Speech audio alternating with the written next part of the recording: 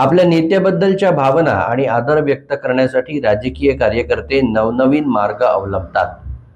चंद्रपूर जिल्ह्यातील भाजपच्या एका सामान्य कार्यकर्त्यानं दिग्गज भाजप नेते आमदार सुधीर मुनगंटीवार यांचं नाव चक्क आपल्या हातावर गोंदवलं आहे.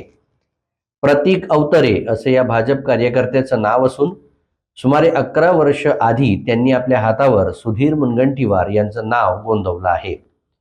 गोंडपिंपरी इथं राहणारे प्रतीक हे 12वी पास असून शेतकरी आहेत. विशेष म्हणजे प्रतीकनं आपल्या हातावर गोंदवलेल्या या नावाचा कधीही गाजावाजा केला नाही.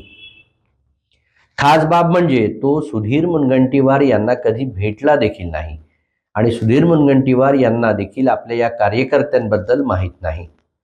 सध्याच्या राजकारणात सोयीप्रमाणे पक्ष आणि नेते बदलण्याची चढाओढ लागली असताना एका सामान्य कार्यकर्त्याची आपल्या नेत्याबद्दलची ही आपुलकी सर्वार्थानं कौतुकास्पद समजली जात आहे.